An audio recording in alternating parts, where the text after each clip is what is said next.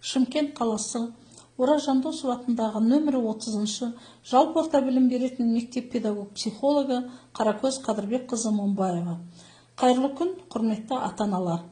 Балалардың эмоциясын басқару туралы психологиялық кеңесім сіздерге арналады. Эмоцияны басқаруға болады.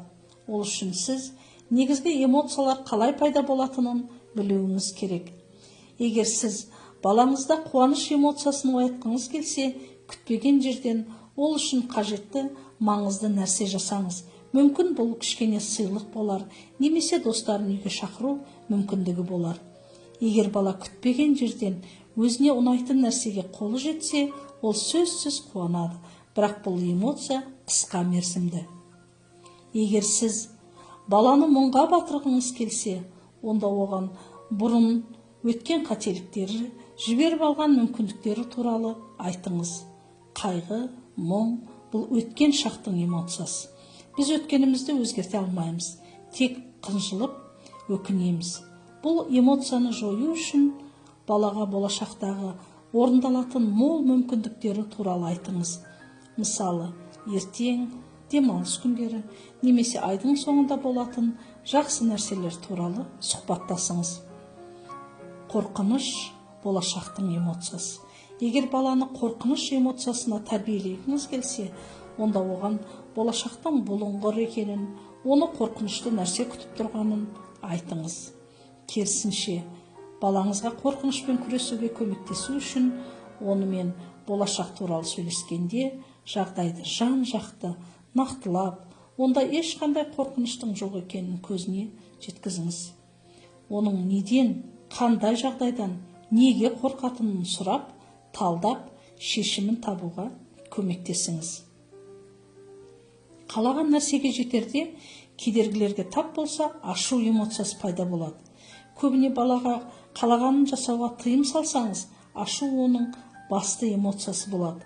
Егер сіз сабырлы, сенімді бала тәрбиелегіңіз келсе, ашудың алдын алу керек. Ашуды қалай жоюға болады? Бұл эмоциямен жұмыс жасаудың 3 жолы бар. Бірінші, ашудың бағытын өзгерту. Екінші, күш жұмсауды қажетсінетін әрекет ұсыну, мысалы, үстелді жылжыту, немесе бір затты алып келуге жұмсау. Үшінші, күтпеген нәрсені жасау. Ашу эмоциясын таңдану эмоциясына алмастыру. Таңдану бұл ең қысқа эмоциялардың бірі. Ата-ананың баламен қарым-қатынас орнатуына өте пайдалы эмоция. Егер бала сіздің таң қалғаныңызды күтетін болса, таңдану керек. Сізге әсер еткенін білу ол үшін маңызды.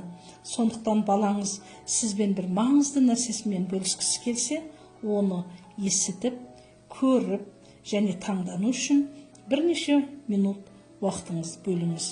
Сіздің эмоцияңыз баланың өзін-өз бағалауына бағыт беретінін есіңізде сақтаңыз.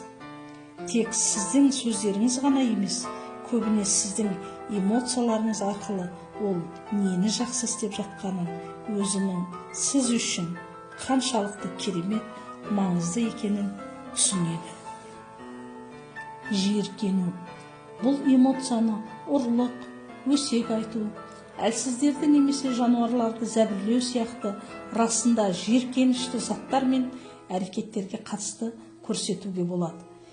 Егер балаға ешқандай сөзбен әсер ете алмасаңыз, онда мұндай жағымсыз, жол берілмейтін істерге өз жиіркенішіңізді көрсету балаға қатты әсер етеді. Егер сіз балаңызды жек көру эмоциясына тәрбиелегіңіз келсе, оны басқалармен, мысалы, ағасымен, қарындасымен, көрші балалармен жиі салыстырыңыз. Оның үстіне, егер ол салыстырған адамдардан жиі ұтылса, онда ол өзін жек көріп өседі. Егер өзгелермен салыстырғанда ол үнемі ұтып, олардан басым болса, онда ол басқаларға жек көрушілікпен қарайды.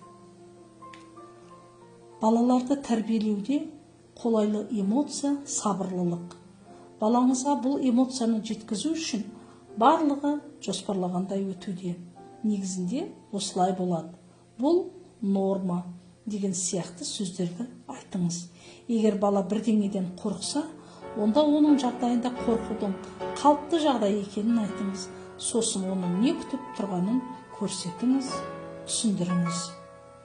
Бұл негізгі эмоциялардың барлығы адамдарға тән, әрқайсысы өз орнымен қажет.